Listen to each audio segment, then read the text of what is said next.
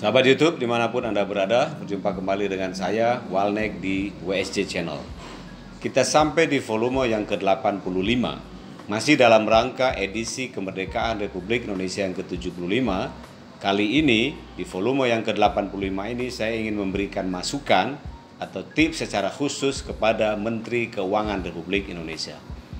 Masukan-masukan atau tips yang saya berikan ini tidak lain adalah pemikiran-pemikiran, kegundahan-kegundahan saya bagaimana caranya kita memperoleh kemajuan dan kemandirian dari sektor keuangan dari bangsa dan negara kita ini.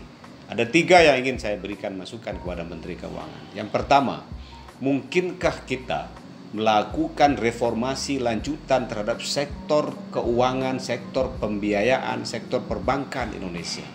Sebagaimana kita ketahui, meskipun country risk, resiko negara Indonesia yang semakin hari semakin baik, tetapi bunga pinjaman yang diberikan baik oleh perbankan atau lembaga keuangan lain di Indonesia masih relatif sangat tinggi. Kalau kita bandingkan negara-negara lain, negara maju misalnya, atau negara-negara menengah sama dengan kita, bunga pinjaman mereka sekarang sudah berkisar di antara 3-4% saja. Bunga tabungan mereka berkisar di 1-2% saja.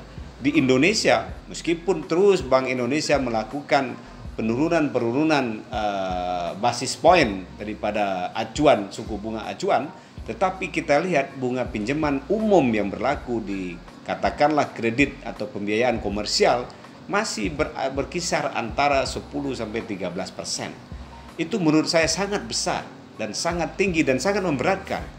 Kalau kita ingin ekonomi Indonesia, sektor real Indonesia maju begitu pesat, bisakah Menteri Keuangan mendorong bersama dengan Bank Indonesia, mendorong restrukturisasi atau mendorong reformasi sektor keuangan ini, lembaga keuangan ini, memberikan bunga tabungan dan bunga pinjaman yang sangat kecil, yang sangat murah, sehingga kompetitif dan sehingga menarik bagi sektor real untuk meminjam dan menggunakan dana tersebut. Toh negara kita sudah semakin hari semakin bagus country risk-nya, dan toh kalau kita lihat ke belakang, bank-bank atau sektor lembaga keuangan berlomba-lomba memamerkan, mengeksposkan keuntungan yang mereka peroleh. Bank-bank BUMN misalnya dengan keuntungan puluhan triliun setiap tahun. Saya kira aspek komersialnya sudah jauh lebih tinggi daripada aspek pemberdayaannya, daripada aspek pembangunannya. Bukankah bank itu didirikan salah satunya dengan tujuan untuk memberdayakan masyarakat, memberdayakan ekonomi masyarakat?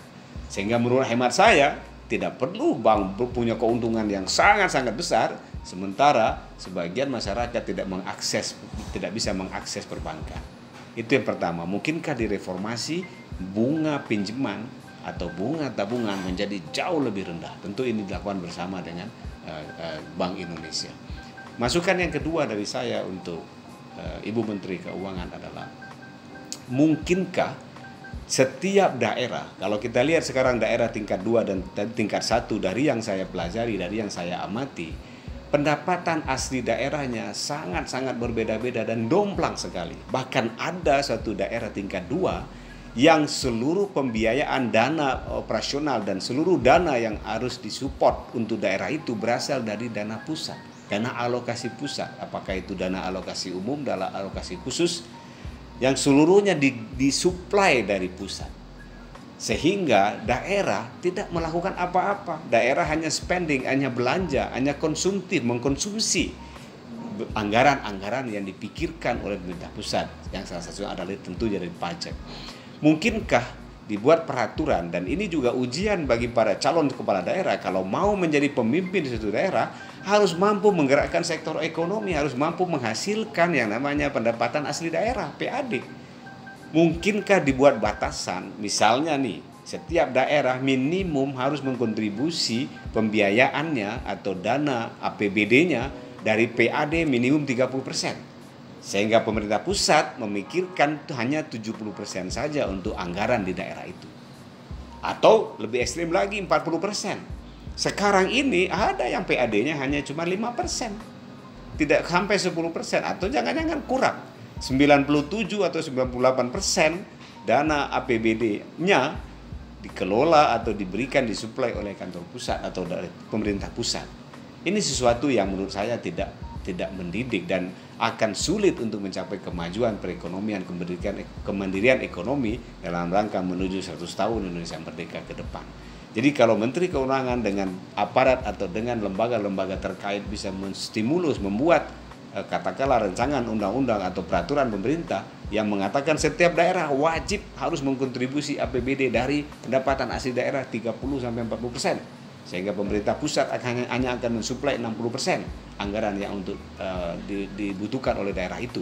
Itu sesuatu yang menurut saya akan memacu daerah berpikir out of the box, berpikir keras bagaimana dia menghidupkan bisnis-bisnis sumber daya yang ada di daerah untuk meningkatkan pendapatan asli daerah dan meningkatkan yang namanya BUMD yang ada di mereka untuk bisa berjuang untuk memperjuangkan kemandirian ekonomi di setiap daerahnya. Kalau tidak mampu, ya mungkin kita merger kembali daerahnya.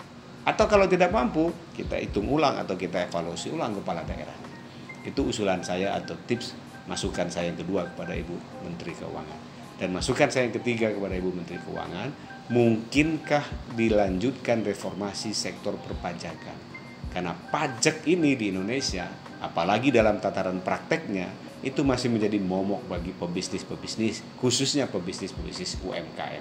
Mungkinkah kembali ditata ulang strata kewajiban membayar pajak itu sampai kepada level bebas pajak untuk nominal tertentu.